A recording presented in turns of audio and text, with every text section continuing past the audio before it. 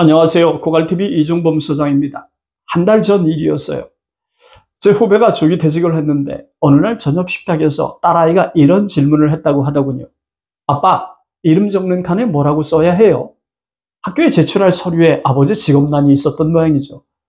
명예퇴직금을 받고 나올 땐 아무렇지도 않았는데 딸의 질문이 자꾸 마음에 걸렸다고 했습니다.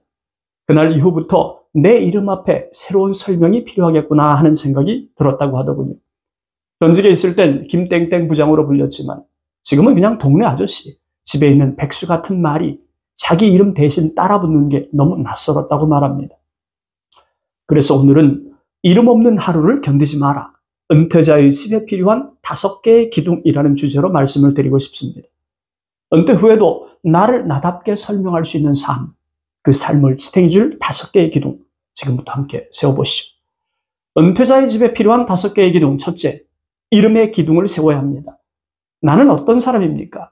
이 질문에 평생을 걸었던 작가가 있어요. 상실의 시대를 지은 일본의 무라카미 하루키입니다.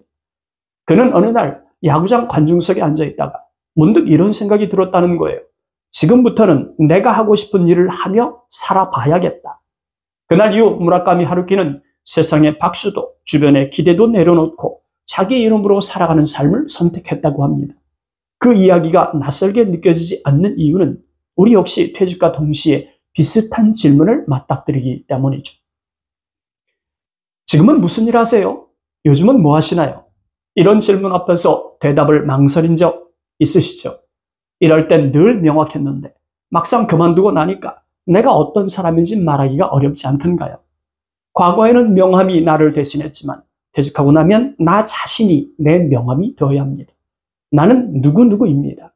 과거형이 아닌 현재형으로 말할 수 있는 단 한 줄. 이 문장을 찾는 일이 바로 은퇴 후 삶의 첫 번째 기둥이라는 것을 다시 한번 말씀드리고 싶어요. 은퇴자의 집에 필요한 5개의 기둥. 둘째, 쓸모의 기둥을 세워야 합니다. 비즈니스 차원에서 알고 지낸 형님 이야기입니다. 저보다 2년이 선배인데 저에게 이런 말을 하더군요. 요즘은 하루 종일 아무에게도 감사합니다라는 말을 못 듣고 지내. 내가 누군가에게 필요한 사람인가? 그런 생각이 자꾸 들어. 그 말을 듣는 순간 왠지 모를 아픔이 느껴지더군요. 수백 명의 직원을 거느리고 하루에도 수십 통의 전화를 받았던 분입니다. 그런데 은퇴 후에는 전화는 울리지 않고 찾아오는 사람도 점점 줄어들었다는 거죠. 이제는 내가 뭔가를 해도 반응이 없구나 싶었다는 거예요. 평소에도 고민하던 문제였지만 선배님의 말씀을 들으면서 다시금 깨달을 수 있었어요. 사람은 쓸모가 사라졌다고 느끼는 순간부터 조금씩 스스로 지워나가기 시작하는구나 라고 말이죠. 퇴직이 끝은 아니잖아요. 그 이후에는 누군가에게 도움이 되는 존재로 살아가는 것. 그게 바로 두 번째 기둥의 핵심입니다. 물론 거창한 일이 아니어도 괜찮아요. 작고 소소한 행동 하나에도 쓸모가 숨어 있으니까요. 세상에 나를 필요로 하는 게 아니라 내가 다시 세상과 연결될 수 있는 방법을 찾는 것. 그게 은퇴 후 삶을 지탱하는 두 번째 기둥입니다. 은퇴자의 집에 필요한 5개의 기둥. 셋째, 관계의 기둥을 세우는 거예요. 앞에서 소개해드린 선배가 이야기 말미에 했던 말입니다. 퇴직하고 나서야 알게 된 사실이 있다는 거예요. 진짜 친구가 누군지, 술 친구였는지, 인맥이었는지. 그 선배는 현직에 있을 땐 전화 한 통이면 10명이 넘게 모였어요. 점심 약속, 저녁 약속, 골프 약속까지 늘 사람이 넘쳐났다고 하더군요. 그런데 막상 은퇴하고 나니까 전화는 뜸해지고 단톡방도 조용해졌답니다. 그러면서 하는 말이 은퇴한 지금도 나를 찾는 사람은 누군지 세어보니까 결국 한두 명밖에 없었다고 말하는 거예요. 내 말 끊지 않고 끝까지 들어주는 사람, 가끔 안부라도 묻는 사람, 딱 2사람뿐이랍니다. 물론 제 이야기는 아니지만 선배님의 말씀이 맴도는 거예요. 은퇴 후의 관계는 숫자가 아니라 밀도라는 말이 새삼 가슴에 와 닿더군요. 누구와 함께 시간을 보내느냐에 따라서 퇴직 후의 삶의 온도는 완전히 달라지는 것 같습니다. 사람에 따라 은퇴자의 하루가 따뜻해지기도 하고 한없이 허무해지기도 하니까요.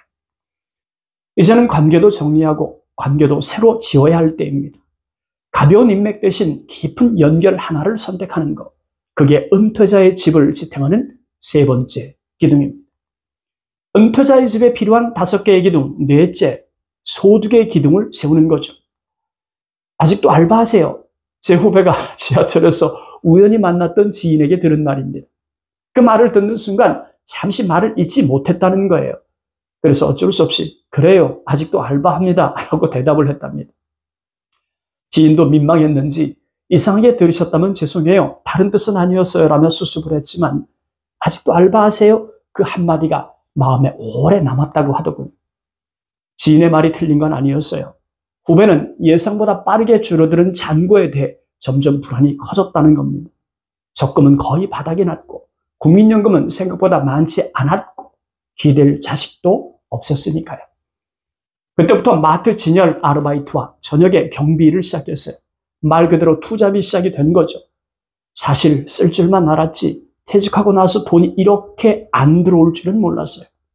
그 후배의 후회가 오래도록 남았습니다. 저는 그저 조용히 후배의 말을 들어주는 것으로 선배의 목을 다할 수 있었어요.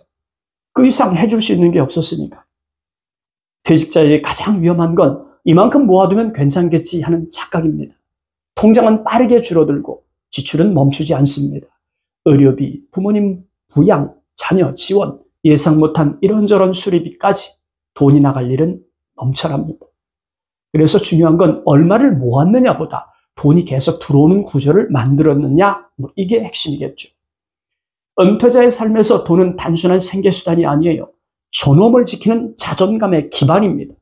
누군가의 도움 없이 내 힘으로 스스로 책임질 수 있는 삶, 그 안에 자존심도 있고 삶을 지탱하는 통제력도 있으니까요. 그렇다면 은퇴 후 소득 구조는 어떻게 만들어가야 할까요? 첫째, 연금의 최적화입니다. 국민연금은 시작 시기를 조금만 더 늦추는 것으로도 매달 받는 금액이 크게 달라지죠. 퇴직연금도 일시금보다는 연금형 수령이 더 유리합니다. 개인연금은 세제 혜택까지 감안해서 계획적으로 준비하는 게 좋죠. 둘째, 노동 기반 수입입니다. 자신의 경험과 지식을 나누는 지식 기반이라면 가장 좋겠죠. 그렇지 않더라도 꾸준히 할 수 있는 일, 지속 가능한 일거리 하나쯤은 꼭 있어야 합니다. 셋째, 디지털 기반의 수입을 한번 검토해 보세요. 저는 블로그, 전자책, 유튜브, 온라인 강의처럼 시간이 지날수록 자산이 되는 구조가 많아졌어요. 처음엔 더디게 가더라도 한번 구조가 만들어지면 자면서도 돈이 들어오는 흐름이 가능해지니까요. 넷째, 공공일자리나 사회공헌 기반의 수입입니다. 지자체, 복지센터, 노인 일자리 사업 등을 통해서 작지만 의미 있는 수입을 만들 수 있어요.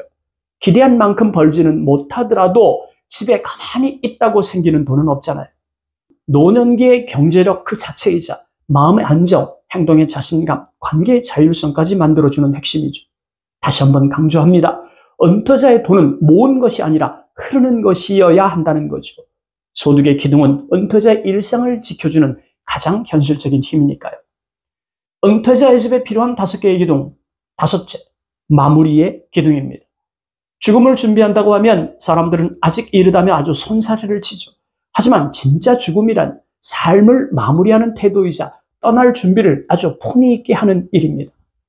누군가에게 미안함을 남기지 않고 내 뜻을 담은 유언을 정리하고 무의미한 연명치료 대신 자연스럽게 마무리할 수 있도록 선택하는 것. 그 모든 준비는 결국 오늘을 더 성실하게 살아가게 만드는 힘이 되니까요. 죽음은 외면한다고 사라지지 않습니다. 오히려 어떻게 떠날지를 고민하는 순간 지금의 삶이 훨씬 더 선명해진다는 사실을 우리는 잊지 말아야 할 것 같습니다. 오늘은 은퇴자의 집에 필요한 5개의 기둥을 함께 살펴봤습니다. 이 5가지 기둥이 여러분의 삶을 더 단단하게 지탱해 주길 바랍니다. 아무쪼록 코알TV 구독자와 시청자 여러분 모두 흔들리지 않고 굳건한 반석 위에 서 있는 삶, 그리고 자기 이름으로 당당하게 살아가는 하루가 되시기를 바랍니다. 오늘은 여기까지입니다. 감사합니다.